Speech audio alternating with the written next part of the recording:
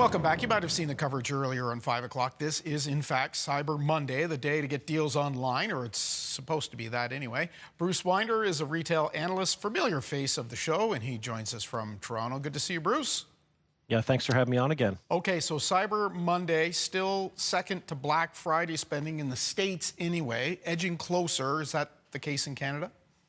Yeah, same with Canada too. I mean, someone did a study and they said that Canadians on average will spend about $280, I believe, today. And averages are a little funny, but it's a massive holiday, you know. In the U.S., I think online they were looking at about $12 billion for Black Friday online, and Cyber Monday is about just over 14 billion, and they expect both holidays to grow. So yeah, this is very meaningful for us in Canada too. So we think of, like, the obvious ones, the Amazons, the giants Right. online, but every retailer, if they have a brick and mortar, they also have an online component. Is it sort of eating their own lunch?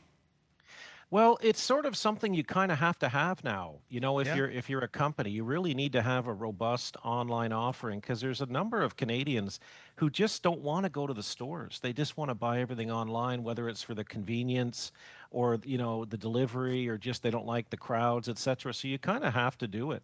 And you're right. I mean, Amazon is the big gun today. They're 40% off on a whole bunch of stuff. But everyone has to participate, or else you'll miss a large customer segment. Here's one of the things I hear. You mentioned 40% off. That actually sounds like a sale. A lot of these sales, and there seems like the days are blurring together. Black Friday, Small Business Saturday, Cyber Monday, but really, in a lot of cases, the sales started a couple of weeks ago, and a lot of them are 15%, 20%. Doesn't seem like much of a sale. Yeah, it really depends on the type of item too. Like there's certain categories within retail that are lower margin, like consumer electronics or small appliances. These are really low margin categories for retailers. So they can't afford to offer a big save store or discount. But if you go into things like consumer electronic accessories, apparel, beauty, makeup, you can get some pretty good discounts because they have the margins built into them to allow retailers to discount them. Overall, it seems spending is up, which, I mean, that's the early indications. It seems odd, given all we hear about people in their personal finances, the debt load, the household debt load in Canada. It doesn't seem to matter. We're out there shopping. Yeah, it's a bit of a puzzle, right? Now, one thing I know is that inflation has definitely played a role in some of the sales increases we are hearing about from Black Friday and this season. We're also seeing more buy now, pay later being used, particularly with younger consumers to Yeah. defer payments. And consumers are channeling down too. They're trying to buy at lower price stores, whether it's Dollarama or, as we've talked about maybe in the past, Amazon launched a new Amazon Haul program, which is factory direct, like Shein or Temu. Yeah. So people are sort of looking to try to channel down, save whatever they can. But at the end of the day, with inflation, they're probably going to end up spending similar amounts to last year. Yeah, even when you're saving, you're spending. It's true. Yeah.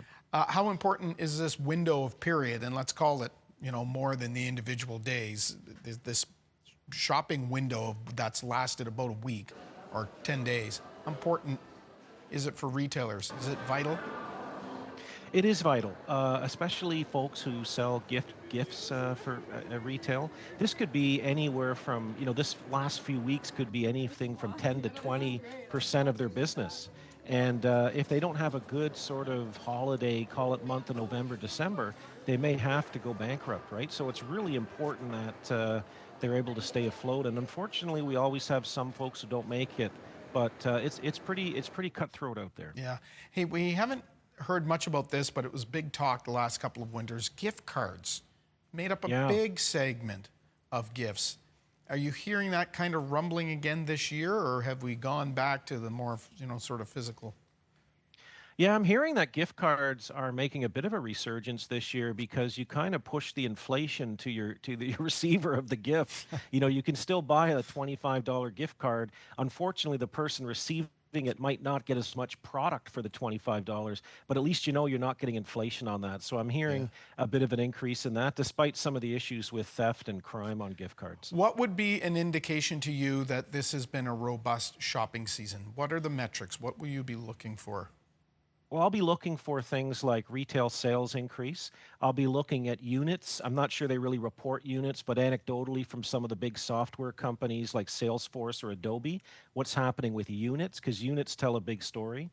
Look at different retailers' earnings. So, how Amazon does, Dollarama, Walmart, Canadian Tire, looking at their earnings and listening to them in January to see sort of how they've done from a financial perspective. I think it's interesting you mentioned Dollarama, and here in the Maritimes, we're now seeing Dollar Tree, that big Yeah.